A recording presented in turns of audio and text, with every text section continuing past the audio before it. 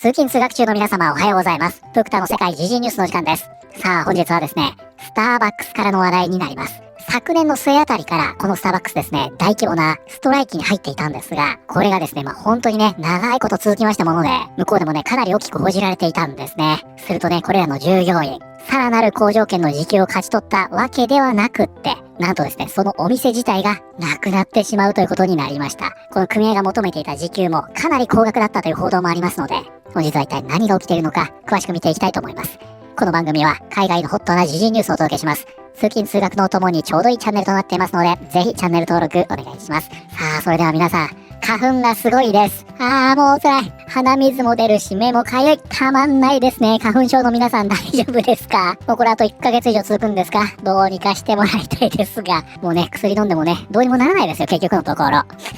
ごめんなさいね。いきなり愚痴から始まるというね。もうほんとね、辛いんですよ。ちょっとね、声が出るうちに収録してしまいますが、今回ですね、このスターバックス大変なことになっているようで、皆さん1回ぐらいは使ったことありますよね。コーヒーショップのスターバックス。プクタね、コーヒー大好きで、中でもね、カフェモカ派なんですが、カフェモカだとタリーズの方が美味しくないですか？そんなことないですか？プクタ見かけるとね、どちらかというとタリーズに行ったりもしますが、このスターバックスですね、昨年末からホリデーシーズンに合わせまして、大規模なストライキに突入していたんですね。で、これがね、断続的に行われていたわけですが、組合側が求めている条件などなど、かなり大きく報じられていたんですね。これ結構すごかったんですよ。で、そんな中、今回ですね、わかりました。条件飲んで時給をね、これだけ上げますではなくて、なんとですね、これらの店舗が完全になくなってしまうということが発表されました。つまり、もっともっととやった結果、お店自体がなくなってしまったんですね。でね、このスターバックスというのはかねてからですね、大変お目覚めになっている企業というように言われていました。で、結構ね、保守派との衝突も多いんですよ。で、当然ここで働いているね、従業員の方もお目覚めになってるんじゃないのなんてことをね、言われておりまして、特にね、目立っていたのがもうまさにこちらに見えていますが、これですよ。ちょっとね、ざっと見ていきますが、どんな雰囲気か。スターバックスは一部店舗でプライド装飾を禁止したと、allegedly。ということで早速ですが、こちらですね、allegedly とあります。こちらが本日のキーワードになります。allegedly。ということで、このワードですね、ニュース記事で非常に重宝される単語なので、今回ね、ぜひ覚えていってください。よく見かけるはずです。違法または不正な行為が行われたとされるが、まだ証明されていない場合に使われる。ということで、こちらね、allegedly というのは、何々とされている。何々の疑いがある。という意味になります。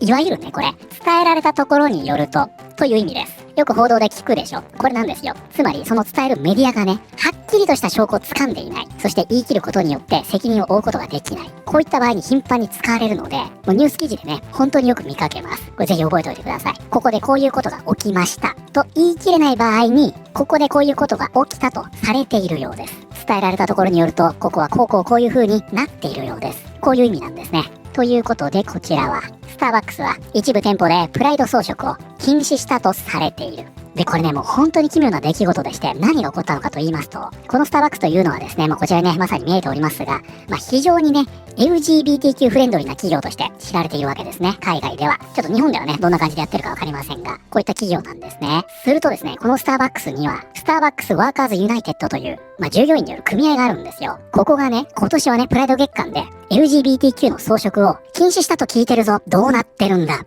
このように会社に詰め寄ったんですね。で、こちらがね、2年前のガーディアンの記事になりますが、コーヒー大手スターバックスは、アメリカの一部店舗で従業員が今年、プライド装飾を掲示できないよう指示されたという主張をめぐり、労働組合との対立に巻き込まれている。この争いは、LGBTQ+ への支持表明に対して、保守派の活動家や消費者が攻撃を強めるなど、多くの米企業に対する右派の反発が全米で広がる中で起きている。ということで、これはね、組合やその他の従業員から、この店舗側がね、プライドで店舗にこういった装飾をするなと、このように言われたと言って大騒ぎになったんですけど、実はですね、これ店舗側は、つまり会社側ですね、そんなことはしていないと全否定しているんですね。で、結局ね、これ言った言わないの話になっておりまして、スターバックスは企業としての方針変更は一切ないとこれを否定。そしてここすごいですよ。私たちは LGBTQIA2+ コミュニティを揺るぎなく支持しています。地域コミュニティと共にこれを祝うことを引き続き推奨していますと。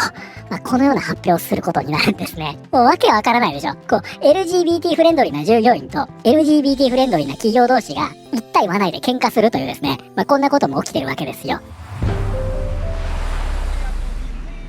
で、先ほどから出ています、この組合というのはね、こちらになりまして、スターバックスワーカーズユナイテッド。こちらのね、ヘッダーなんかも割とすごいですね。で、これはね、このチャンネル的に言いますと、例えばハリウッドと俳優組合、サグアフトラですね。これサグと言いますが、ここや、あと例えば、脚本家組合、WGA。こういったね、関係性とはやっぱり若干違うんですね。そこまでのね、お互いの信頼関係というのはなく、本当にね、従業員の一部がここに加盟し、会社に対してね、いろんな訴えを起こしていく。そういった団体です。だからここがね、声を上げたからといって、毎回ね、会社が相手にするわけでもないというわけですね。ただの従業員の集まりなんでね。だから全ての店舗がね、ここに加盟する必要もないと。で、まさにね、こちら2年前になりますが、この時の組合の X のポストですね。速報、プライド月間の最中、スターバックスが全米の店舗でプライド装飾を禁止したと。そしてこの釣りにね、長々といろいろ書いてるわけですが、スターバックスは多くのクイアの従業員によって支えられている。経営側は LGBTQ+ コミュニティを実質的に支援できていない。昨年10月には一部の従業員がトランスジェンダー向けの福利厚生プランが変更され、自費負担が発生し、特定の医療提供を利用できなくなったと報告している。もしスターバックスが本当の意味での味方であるならば、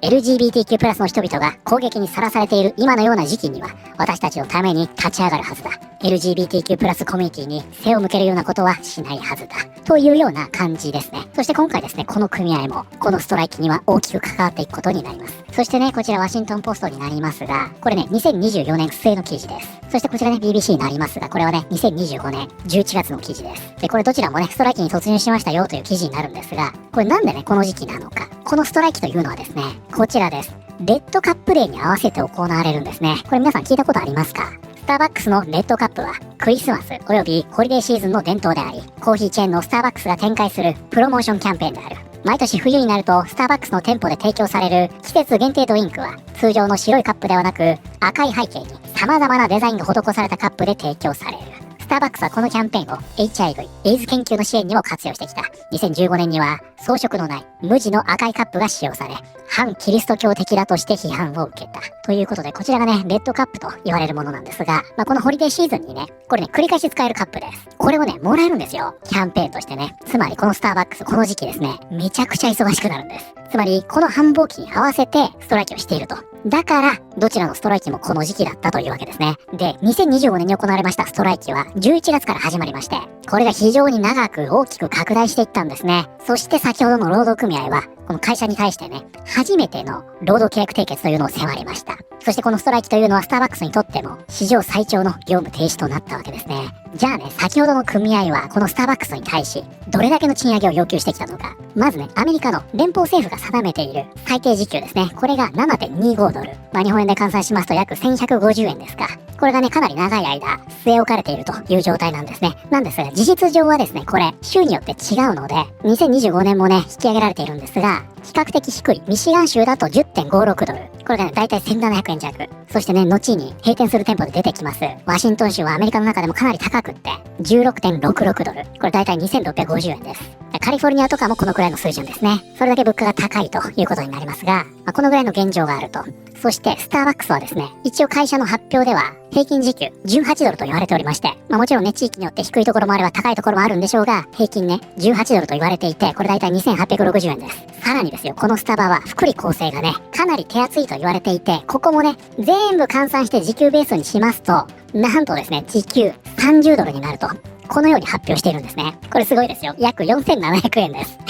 行きますか？みんなでワシントンに。すごいですよね。だからこれが店長、副店長、役職がついてきますと、もっともっと上がっていくと。こういった状況なんですよ。なんですが、今回ですね、この従業員らは会社に対してね、即時 65% さらに引き上げ、今後3年間でこれを 77% にしろと、このように要求していたと。これでスターバックス側は、そんなのはさすがに持続可能ではないと、このようにして突っぱねていたわけですね。ただね、一応補足しておきますと、組合側はね、このスターバックスが要求されたというこの数字というのは、もう様々なものを足して、全ての合計なんだと、このように主張しています。ただ現状ね、これ一体はないの話になっておりまして、もうどっちがどっちかわからない。ただ報道ベースで言いますと、即時 66%、そして今後3年間で 77% 引き上げろ。このように要求していたと言われています。当然ね、そんなことをすれば、消費者が買うコーヒーの価格に跳ね返ってくるわけですから、これが大きく報道されたというわけですね。当然ね、これ価格だけではありませんよ。その福利厚生もさらに要求していました。ということで、それがね、ここまでのお話になるんですが、この前段を聞いておりますと、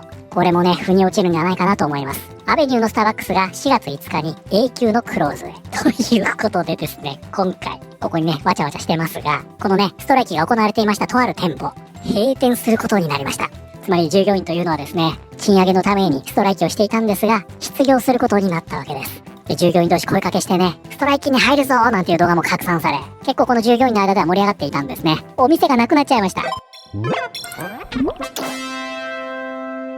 ユニバーシティウェイノースイーストにあるスターバックスは、2026年4月5日をもって永久にクローズすると火曜日に会社の管理側が従業員に発表した。スターバックスの広報担当者もザ・デイリーに対しこの閉店を認めた。今回の永久閉店の発表はこの店舗で3ヶ月にわたるストライキが行われた数週間後に行われた。皆さん3ヶ月ストライキしてました。このストにより店舗は2025年11月13日から2026年2月16日まで一時閉鎖されていた。ちなみにね、これワシントン州での話になるんですが、ワシントン州すごくてですね、ボブ・ファーガソン知事というのがいるんですが、彼が可決した法案で、ストライキに参加する組合員は、週750ドルを受け取る資格があると。これすごいでしょ？約12万円です。これ受け取れるんですね、週から。なんだけど、これはですね、最大で6週間の支給だそうで、ストが長すぎたため、賄えないんですよ、これじゃ。そしてやむなくこのストライキというのは終了になったんですが、このわずか数週間後、この店舗は永久にクローズされるということが発表されたと。この店舗で約5年間働いているスターバックスのシフトスーパーバイザー、アイシェ・アブグラ氏によると、従業員はスト終了後、通常業務へ戻っていたが、閉店の発表は完全に予想外だったと述べている。ね、完全に予想外だったと。アブグラ氏によると、この閉店は店舗の組合活動への報復のように見えるという。2025年10月にアベニューで働き始めたバリスタのエイダン・インカウスティは、ストの後に職を失うことでシアトルを離れざるを得なくなると語った。今は現実味がない感じだ。本当にショックだ。と語っている。ということで今回ね、大規模なストライキというのが行われたんですが、3ヶ月間のストライキを終えてみたら、お店がなくなってしまうと、こういった結果になってしまいました。ちなみに先ほど出ておりました。予想外だったと言ってた人。この方は、スターバックスのね、シフトスーパーバイザーということなんですが、これね、かなりいい役職でして、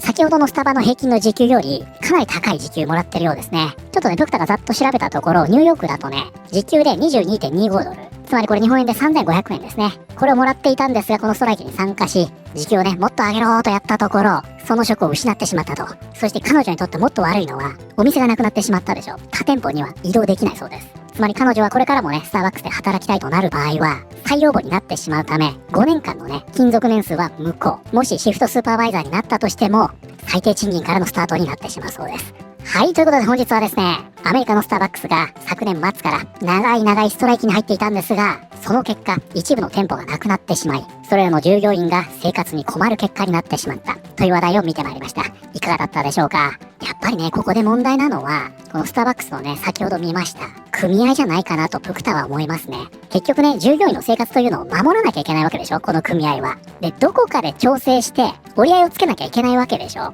だからこの組合にとってはね、今回これ、最悪の結果になりましたよね。だからこの組合自体がね、発足してね、まだこれかなり浅いんですよ、日が。なので、その会社側とのね、もう信頼関係みたいなのって全然できてないんでしょうね。成熟してないんですよ、組合として。スタバもね、最近不買運動なんかもありましたし、あと競合他社の台頭、あと値段が高すぎるとよく言われてまして、ここへの反発もあって、決してね、順風満帆じゃないんですね。だから組合側もね、そういった事情を一旦飲み込んだ上で、可能な限りの条件を引き出すということをやらなきゃいけないんじゃないかなと思うんですが、先ほどのポストからもなんとなくね、伝わってくるものがあるんじゃないかなと思いますが、その従業員を守るというよりは、どちらかというとね、ちょっと学生運動乗り、ここがね、先行しちゃってるような気がしなくもないんですが、皆さんはこれについてどのように思われたでしょうか？ということで、本日の動画は以上になります。この動画良かったよと思っていただいた方、ぜひチャンネル登録、グッドボタンをお願いします。それではまた、通勤通学中にお会いしましょう。